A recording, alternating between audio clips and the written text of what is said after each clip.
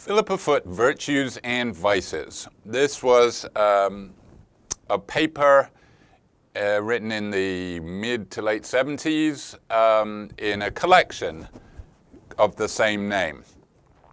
And this is part of a movement that kind of flourished sort of early part of the second half of the 20th century and has kind of flourished since. So the background is that for the longest time there was essentially two competing theories in ethics. You had the deontological theories, the most famous of which is Immanuel Kant's a very incredible theory of the categorical imperative that is laid out in amazing detail and complexity. And on the other hand, you have consequentialist theories, most famously utilitarianism, and the most famous advocates of that are Jeremy Bentham for hedonic utilitarianism, and then for a slightly more sophisticated version, you get John Stuart Mill. And that was taken up by writers right into the 20th century. A famous early 20th century utilitarian is a guy called Henry Sidgwick, whose great magnum opus is called The Method of Ethics. So I would have said that particularly in Britain, but also probably in America too, but certainly in Britain, utilitarianism was kind of in the ascendancy in the early 20th century. But then you get critics. For example, W.D. Ross suggests that the kind of utilitarianism advocated by G.E. Moore has its problems. And he suggests his theory of the right and the good of and prima facie duties. And you're sort of trundling along with bickering between deontological and consequentialism until mid-20th century. A number of people complain about both, say a pox on both those houses. Most famously is Elizabeth Anscombe. She wrote a paper called, I think, Modern Moral Philosophy that kind of dropped a bombshell. She essentially argued that ethics was barking up the wrong tree because both theories just focused on working out what the right thing to do was in particular circumstances. So it was sort of morality directed at action. That is, how do we work out the right act in any circumstance? Kant says it's the action that you could will to be a universal maxim. Utilitarian says it's the one that maximizes good, depending on, and various utilitarians have different definitions of good. Anscombe argued that we should go back to the great virtue theories of the ancient Greeks.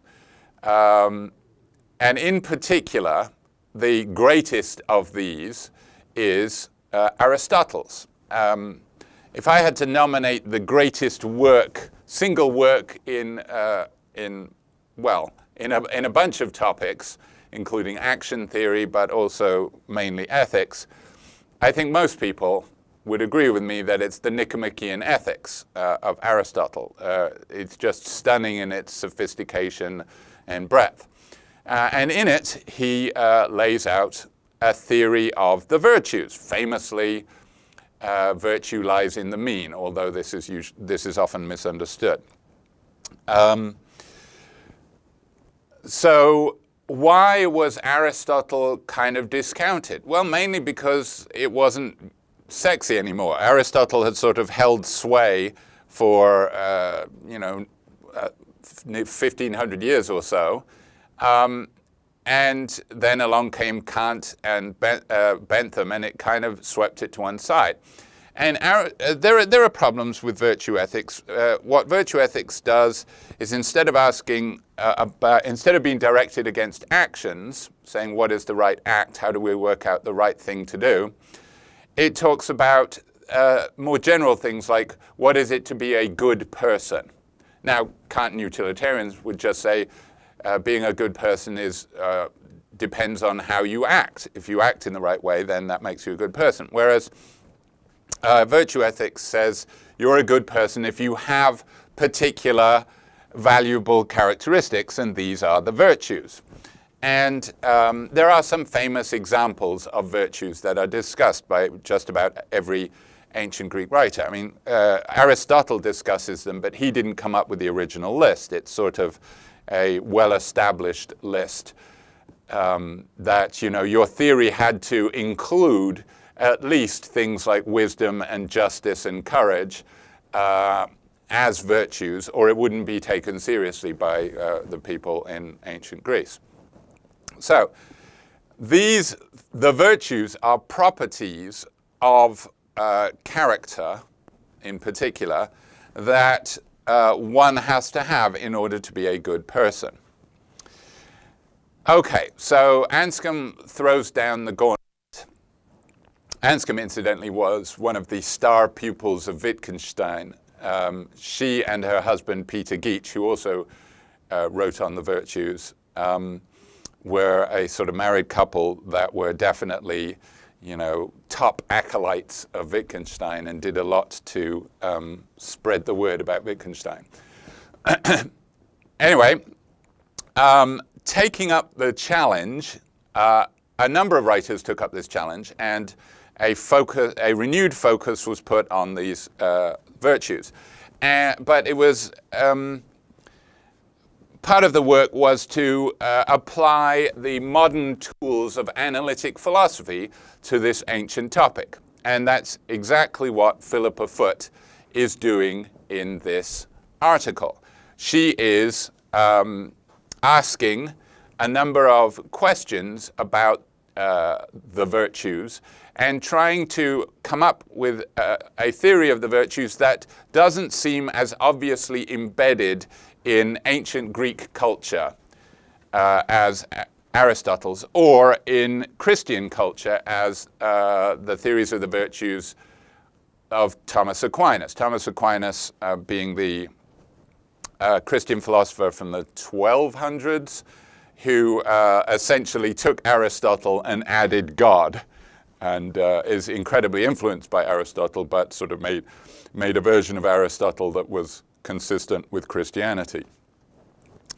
Both of those great writers, which she acknowledges in this piece, have very sophisticated theories of virtues, but they do seem deeply rooted in cultures that may seem rather alien. So you can view this essay as an attempt to update virtue ethics for the 20th century. Britain in particular, because Philippa Foot is an Oxford philosopher. So she divides the essay into 3 sections and tackles different topics in each section. Section 1, Roman numeral 1, starts at the beginning, which you should do in any analytic philosophy. You define your terms. So she says she's interested in the question of sort of necessary and sufficient conditions for being, in particular, a moral virtue. Because one of the slightly alien things about Aristotle's notion of virtue is that there doesn't seem to be a particularly clean divide between what we would call the moral virtues and other excellences of human nature. So, for example,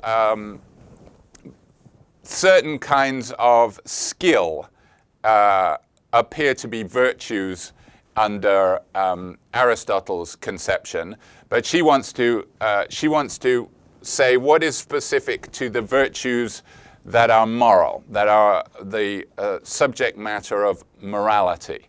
What is it specific to them? Can you come up with a set of criteria that the moral virtues have that separates them even from other excellences, other features that it is good to have, good for a human to have, but just not morally good?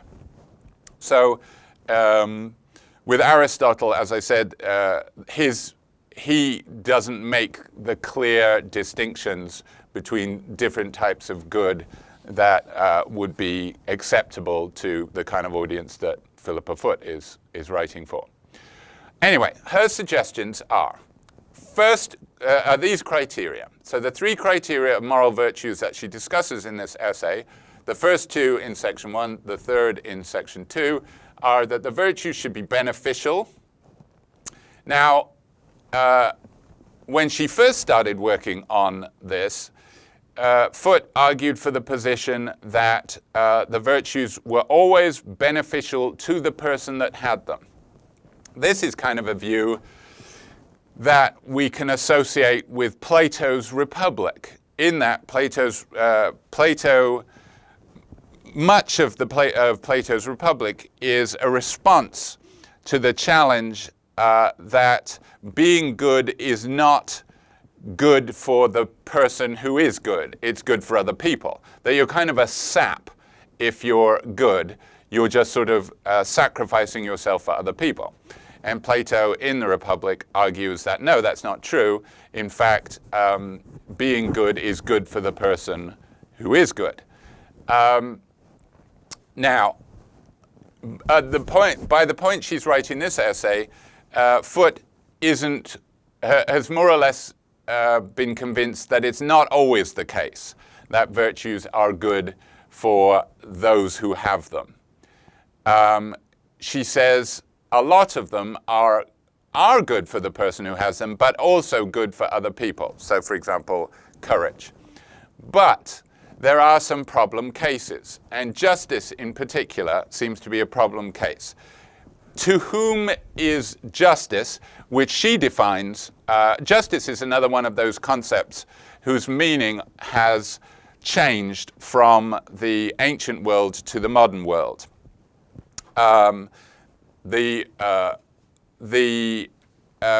Plato's Republic, the subject matter of the Plato's Republic, if you have to sum it up in a single sentence, is justice in the individual and in the city. There's this huge, a major part of the Republic is an analogy between justice in an individual and justice in the city. Now, the notion of justice in an individual doesn't really make sense in the modern conception of justice. Justice is a social feature.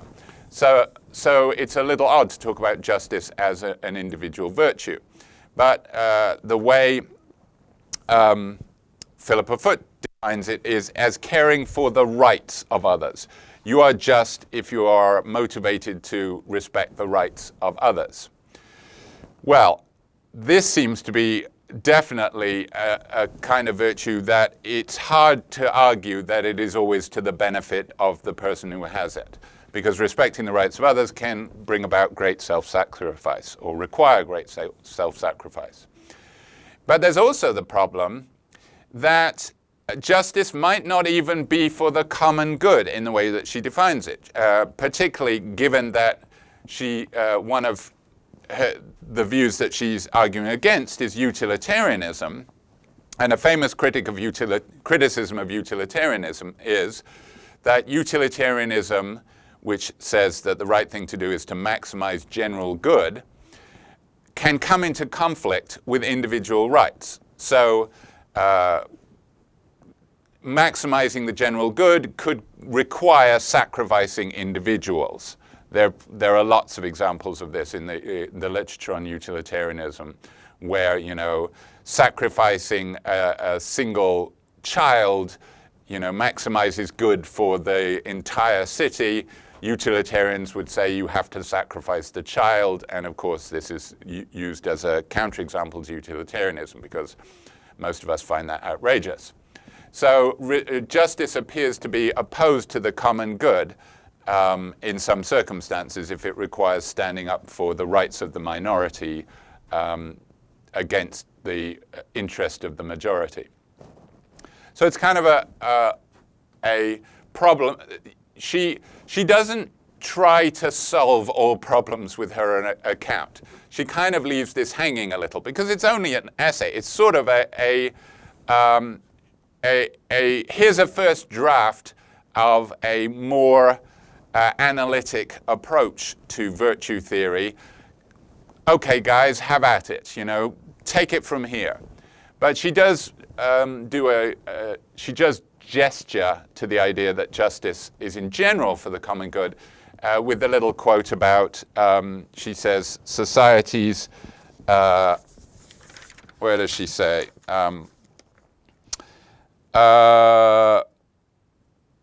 Communities where justice and charity are lacking are apt to be wretched places to live, as Russia under the Stalinist terror or Sicily under the mafia. So that's a case where you can say justice is to the common good. Just having justice in a society means your society is likely to be better. All right, so the virtues are beneficial, usually to the individual that has them, but not always, but certainly to somebody. So they're a good thing.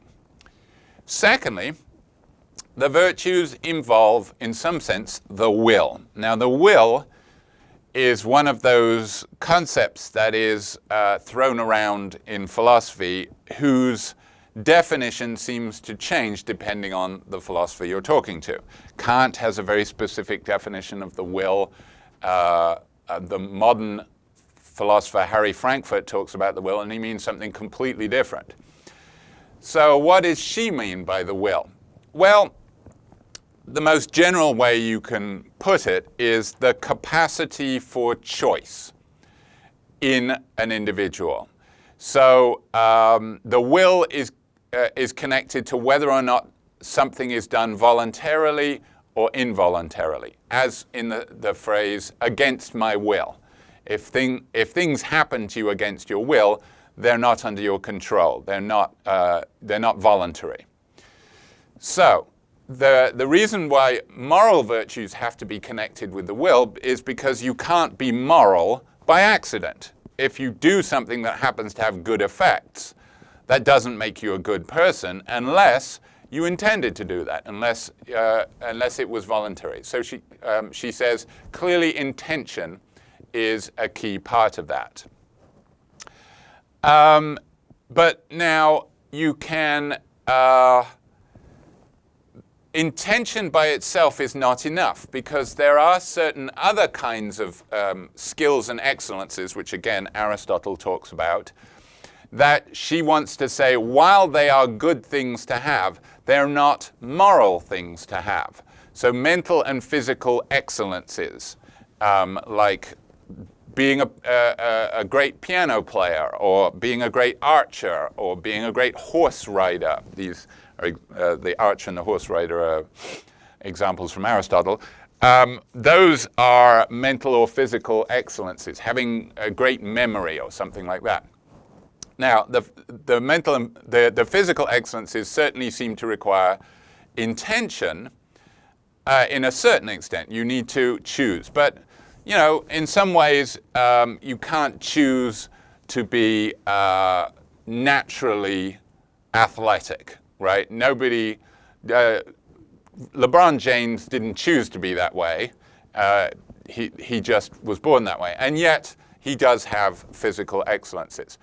So intention certainly seems to be key, but it's not enough, because certainly the arts and the skills, those things have to require intentional acquisition. So there's another sense to the will. So she says, it's not just intention by itself. That's not enough. It's got to be will, as she says at one point, in the widest sense. So just choosing is not enough. And here, of course, she is departing from Kant, because for Kant, the will is all. What it is to be moral is to have a good will. What is a good will? It's one that chooses the right way. And your desires are not only completely irrelevant to whether or not you're moral, they are, in some senses, can undercut your claim to be moral, as we will see when she takes on a famous example from Kant in section 2.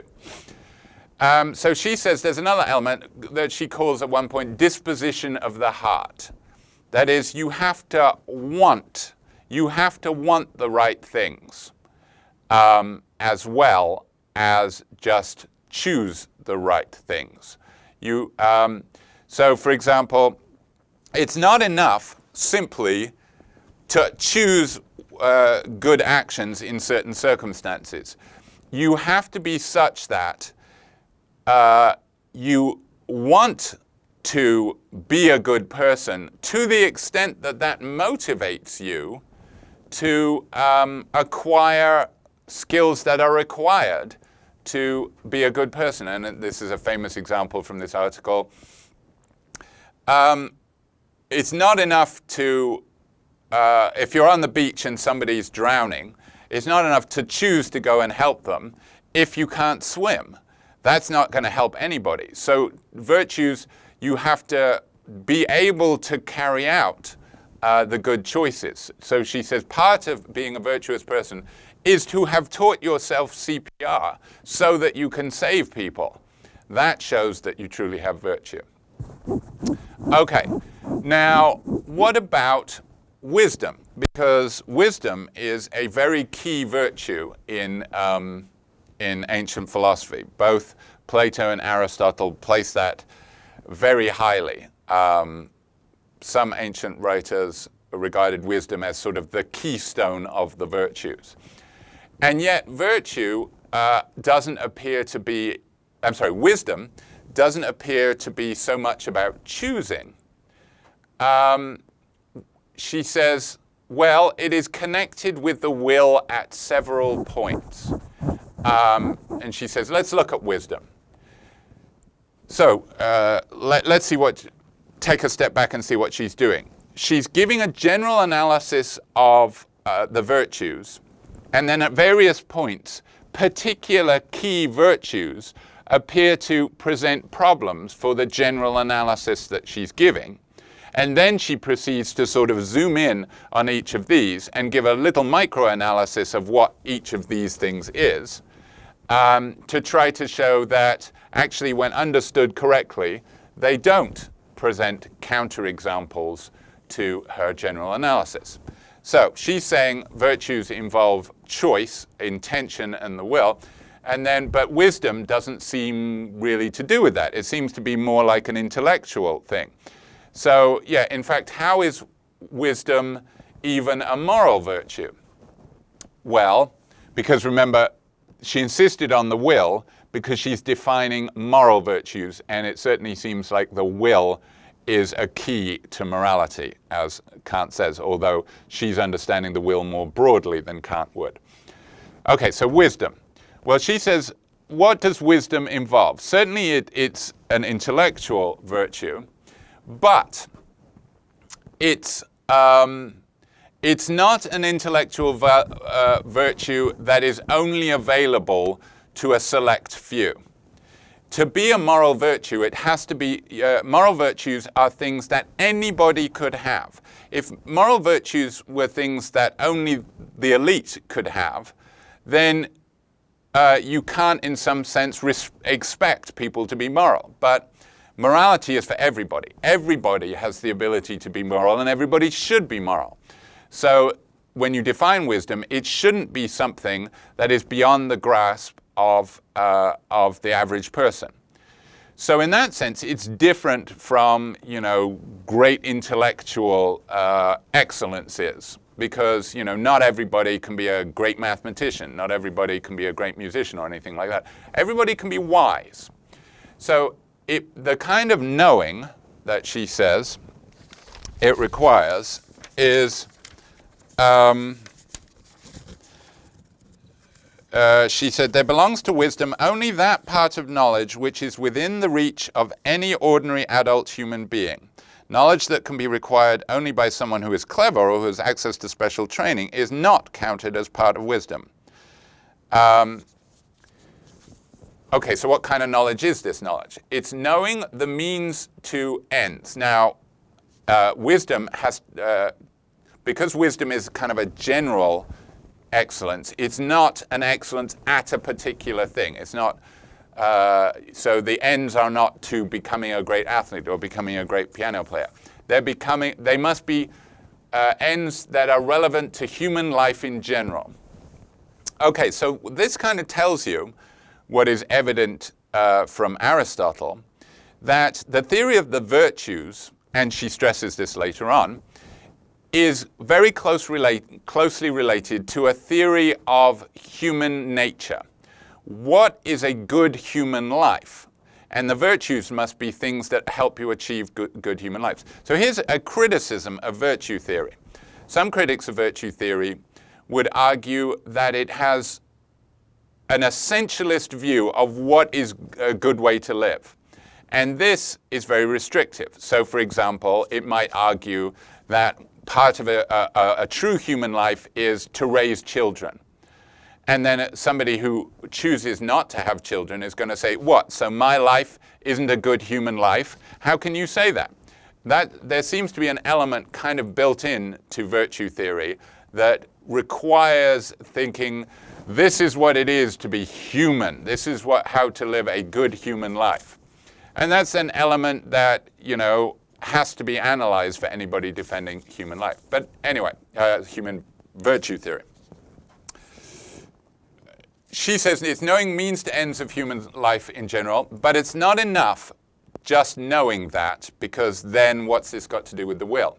The other aspect to wisdom is, as she puts it, knowing what does the wise man know that the foolish man does not?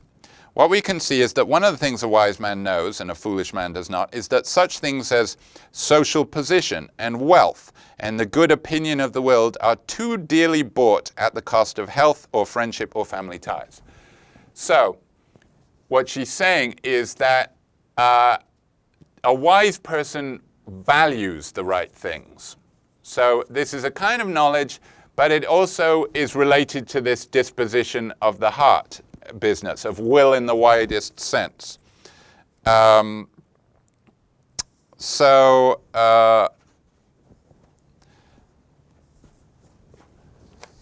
how she argues that wisdom can be a virtue, even though it seems to be, it can be a moral virtue, even though it seems to be part of the intellect.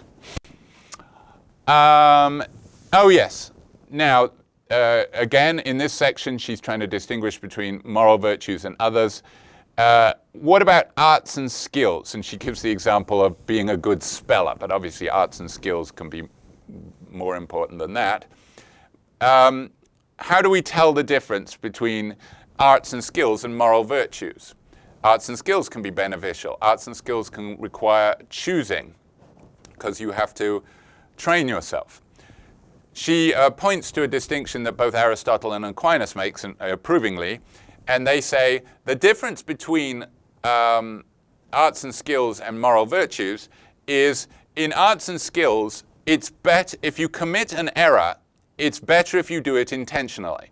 So if you spell something wrong intentionally, that doesn't indicate that you lack the excellence. In fact, if anything, you're better because you're so good at it, you're able to deviate it from it freely. However, a moral virtue, if you intentionally violate the moral virtue, that shows in some sense that you are less virtuous, because nobody who was truly charitable would intentionally choose not to be charitable. So that's the way to distinguish between arts and skills and the moral virtues. In the moral virtues, intentional error is bad, whereas that is not necessarily the case in the arts and skills. So the second section of virtues and vices, she says, is to do with difficulty. And in that, she's going to say that related to this puzzle about difficulty is the third feature of moral virtues, that they are correctives. So let's talk about correctives first, and then we'll get back to the difficulty issue. Essentially, a virtue is, virtues are only virtues because of human weaknesses. So, for example, courage is only a virtue because we have a human weakness to feel too much fear. Now, again, she qualifies this because, so it can be a little exasperating reading this because she makes this claim and then she qualifies it. And it seems like, well, haven't you just undercut your own claim? And she says, you know, it's not the case. You don't have to feel fear in order to be courageous. And in fact, you know, there are some fears that are irrational, like phobias, that it's still brave to overcome. You know, if somebody is scared of heights and yet they still walk across walk on one of those glass bridges, you'd say they were being brave. But in general, the virtues are only necessary because of human weaknesses. So, for example, our passions, when they're can be excessive. The passions is a general term meaning sort of feelings and emotions. So fear would count as a passion, even though the way we normally use passion nowadays, it wouldn't. But it comes under that heading. So courage is, you have to have the virtue of courage because as humans, we are naturally prone to cowardice. Now, of course, Aristotle, in his theory, says that virtue can go in two directions. Vices. There are vices in both extremes. So Aristotle famously gives the example, there's the vice of feeling too much fear, cowardice, but there's also the vice of feeling too little fear. For example, if you just are prepared to walk slowly across a freeway and you don't feel any fear, that's not a good property because you're going to die. So that's feeling too little fear. And famously, of course, virtue lies in the mean, which is not necessarily in the dead center, but anyway. Philippa Foot is not committing herself to that specific analysis, to the golden mean analysis. So she says that virtues are correctives to human foibles, human nature. So temperance is a response to the fact that we can indulge too much, addictive personality. Humility is because it's very easy for us to get too full of ourselves. But this doesn't cover all of the virtues. There are some virtues that are to counteract deficiencies of motivation. So here you might say she's not taking Aristotle's view that for every virtue there are two vices in opposite extremes. She's saying that some virtues are specifically counteracting one extreme and other virtues are specifically counteracting another. So we have deficiencies of motivation. It is all too easy for us not to care about other people. So benevolence is a virtue that counteracts that deficiency. And it's all too easy for us to not care about other people's rights. Remember, she defines justice in terms of rights. And justice counteracts that deficiency. Now, how is this related to this issue of difficulty? Well, there's a famous clash between the views of Kant and the views of Aristotle.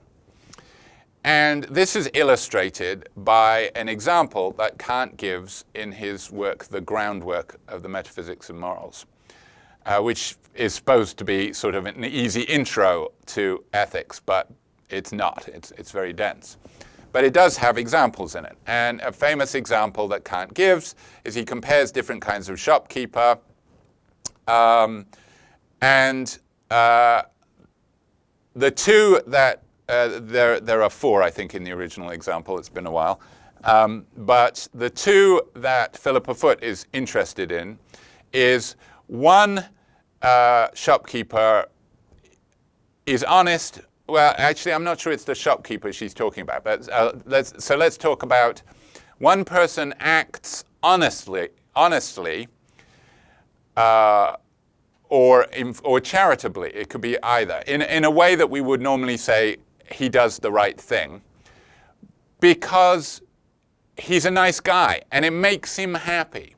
So suppose we're talking about charity in this case. Let's not talk about shopkeepers. Suppose we're talking about charity. Suppose somebody goes out giving money to poor people because that really makes his heart glow. That's the thing that makes him happiest.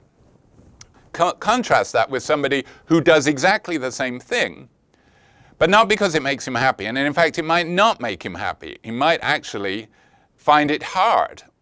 But he does it because he recognizes that it is his duty. This is Kant. Whose action has moral worth? And according to Kant, famously, it's the second one. Your action has moral worth if it is done out of duty, not in accordance with duty. In accordance with duty is doing the thing that duty says you should do. But it's not enough just to do the thing that duty says you have to do for your act to be moral. It must be your reason for doing it is the right one. So you must do the thing that duty requires because that's what duty requires. You must be motivated by knowing what your duty is. So, according to Kant, the nice guy who feels happy doing the right thing is not acting morally. Contrast that with Aristotle, because Aristotle says that a truly virtuous person, when you are truly virtuous, by analogy with other kinds of skill, doing or exercising your virtue is pleasurable. So, for example, if you're an excellent piano player, you get joy out of playing the piano. In fact, that's the difference between somebody who's truly excellent and somebody who's just struggling to become excellent. Because, of course, like the skills and crafts, to become virtuous requires effort and training, according to Aristotle. You've got to make yourself virtuous. But once you get there, and it is possible to get there, it's easy. Then doing the right thing is easy and pleasurable.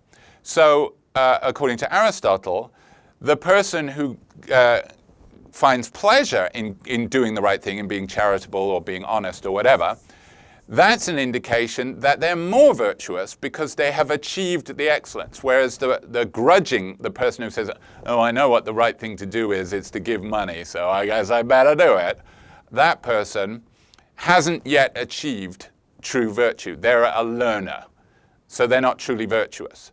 They're trying to become virtuous, which in itself is good. They're like the person plodding through the scales on the piano.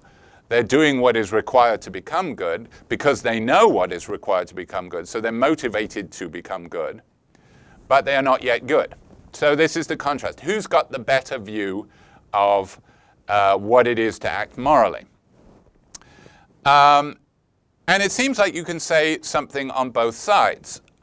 For example, if you look at courage, who's truly courageous? Somebody who finds it easy to do the courageous thing. Like somebody, for example, in war, who hears somebody who's been shot out in no man's land and just runs out there, grabs him and carries him back, and doesn't even think twice about it, doesn't bat an eye. Is that person more courageous because they don't appear to feel fear? Or, on the other hand, what about the person who hears someone crying in no man's land and does the right thing and is terrified the whole time? In one sense, it seems like that person is braver because they're overcoming something that the other guy doesn't have to overcome. And it does seem like, it seems like the notion of virtues of corrective seems to add, seems to allow us to say that the second one is showing a virtue because there's something for the virtue to correct against. You know, if virtues are correctives against your human weakness, doesn't it mean like you have to have the human weakness in order to have the virtue? Well, here's where she makes a fine distinction. She says, if you are virtuous while overcoming an obstacle, it depends on what the obstacle is that you're overcoming for us to judge whether the degree to which you're virtuous. So, for example, imagine you don't steal. when you could. You have the opportunity to steal, but you don't. So are you displaying the virtue of honesty? Well, imagine that you're very poor and you still don't steal. You really could use the thing that you see and you could steal, but you don't. Then it seems like you are more virtuous because you're overcoming circumstances which in some sense were beyond your control. Whereas if you're greedy, if you're naturally greedy, and you say, oh, I really want that, but you overcome that natural greediness, and you still don't steal it, then in some sense she wants to say that you're less virtuous. Because part of what it is to be virtuous is to have the right disposition of the heart. And if you're greedy, you haven't really acquired that. So she thinks she can kind of split the difference. And of course she qualifies this, if your greed is in some sense your fault, something that you could have corrected, then you are less virtuous. But if you're genuinely mentally ill, or you have, you have a fault that you couldn't have done anything about, you're bipolar, for example, then it's not true that you are less virtuous in overcoming this. Then that kind of feature sounds more like circumstances than character, and you are virtuous in overcoming that. Now, Kant scholars, I don't think, would be particularly happy with Philippa Foot's analysis of that case. Kant scholars tend to get very prickly when Kant is criticized in this example, because on the face of it, it does seem an odd thing to say that the person who gives money kind of gives money and finds it hard to do is more moral than the person who does it happily. Certainly we don't think, but then we want to be careful. Are we saying more moral in their actions or a better person? And of course, Aristotle's focus is in what it is to be an excellent person. And it does seem right to say that it's a better person who finds it easy to do the right thing. Whereas Kant could say, okay, you're a better person if you find it easy, but your action doesn't have as much moral worth. So Kant could still respond to that. Third section, and this is perhaps the most famous section of the paper, is where she asks the question, can the virtues, these virtues that she's been trying to define, be used for a bad end? That would be odd, because if you have a moral virtue, shouldn't it be the case that a moral virtue leads to good things, leads to you doing the right thing? How could it be right to say that having a moral virtue can help you do evil? But the problem is that does seem to be possible if courage is one of the moral virtues. And she wants to argue that the classic virtues, that the main ones that the ancient Greeks talk about, which include wisdom, justice, courage, benevolence, temperance, all of those, but certainly including courage. And in fact, Aristotle usually picks courage as the key example that he talks about virtues. It does seem like the notion of a courageous thief makes sense, or a courageous murderer. Bill Maher got into a lot of trouble after 9/11 because people were saying that the hijackers of the planes were cowards. And I think he kind of had a point. Maybe not the time to say it, but he kind of had a point. He said, what do you mean they're cowards? They sacrificed themselves. What they did required great courage. They gave up their lives. They did something very difficult. Now, obviously, we hate what they did. It was an evil thing, but it's stupid to say that they're cowards. he seems to be making this point to suggest that it is possible to be courageous for evil. But Philippa Foot wants to argue that if Philippa Foot wants to argue that courage is a moral virtue, that seems to be a tension. How can possession of a moral virtue aid you in doing evil? That just seems like a contradiction. And here's where she makes a rather fine distinction. She says that the courageous thief has courage. So it's right to say that somebody who, or even the courageous murderer, like somebody who had to get past dangerous traps to get in and kill somebody. That person has courage, but in him, courage is not a virtue. Well, this seems like a total cop-out. You want to say that courage is a virtue and it's a moral virtue. Here's an obvious counterexample, the courageous thief, which you concede that the thief is courageous. But now you want to say, but in him, courage is not a virtue, to save your position that courage is a moral virtue that can't lead to bad ends. That seems like you're trying to have your cake and eat it too. So how can she argue for this? Well, she gives this analogy. She says there are certain things, certain substances that we call a category of things according to the effect that we think is relevant. So, for example, we call a certain category of substances poison. But notice, they're just substances. They're not sort of essentially poisons. They're just substances. And you can use some of them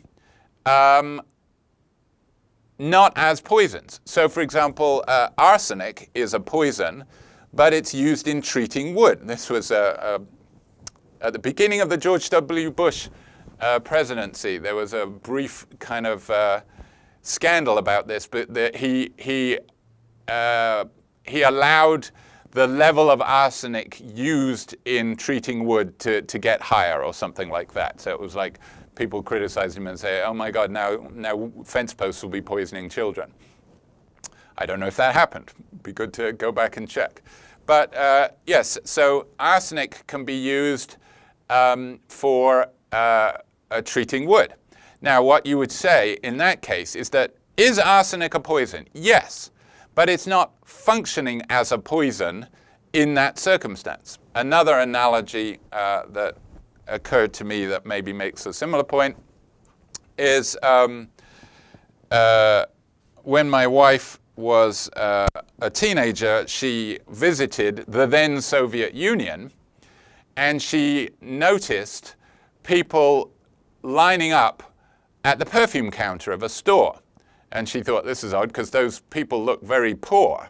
Why are they buying perfume? That seems like a luxury. And the answer was that perfume has an incredibly high alcohol content, and it was just a way to dull the pain of their horrible existence cheaply. Famously,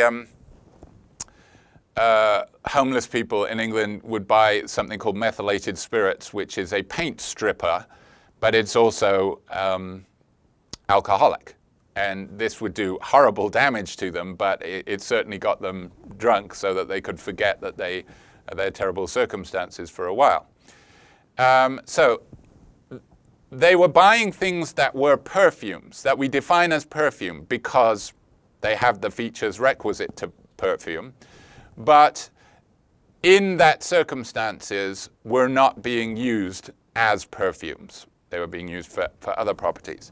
So how can this tie back to courage? Well, courage has these features, but it's only courage when it is used to a good end. So what she was saying is, essentially her answer to this is, things that we call virtues can help someone achieve bad ends. But in that person, the courage is not a virtue. We would say a feature that in a person with the right motivations would be a virtue, in you, bad person, it is not a virtue. So you do not have the virtue of courage. You're acting courageously, but in you it is not a virtue. So that's her argument. So that saves her view that that courage is a moral virtue, even though people can appear to be courageous. Now, you could argue a similar point by sort of coming up with something that looks very much like courage, but has the positive connotations stripped away.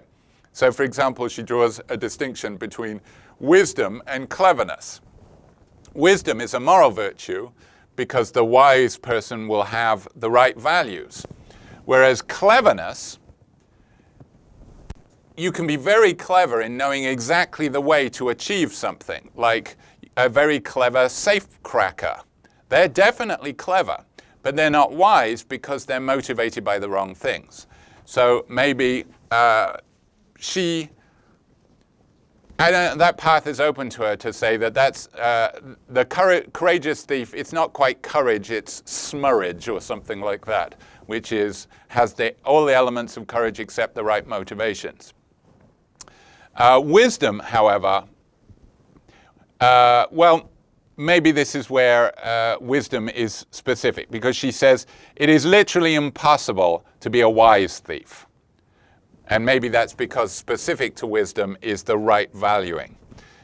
So you can be a courageous thief, she argues, but you can't be a wise thief.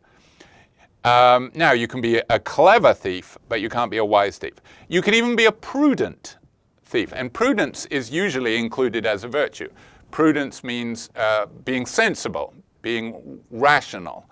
But of course, you can be a sensible, rational thief. You can do things that you can calculate the least risky way of doing what you want to do. So that sounds like prudence. So prudence is in the same boat as courage, in that, somebody bad can have them, and it can help them do bad, but in them it is not a virtue. Whereas wisdom, that's literally impossible, she argues. So there you go. She offers a bunch of little arguments and analyses of the virtues to try and bring virtue theory into the then 20th century. And virtue theory is now a thriving concern, wherefore in the 19th and earlier 20th century, very few people were talking about the Aristotelian theory of virtue. Now it is no exaggeration to say that where in the 19th century it was basically just Kant versus utilitarianism, now when you do ethics, there's three elements to it. There are three major theories, major camps. Deontological theories like Kant, consequentialist theories like utilitarianism, and virtue theories that are sometimes called teleological theories, like this one. So there you go.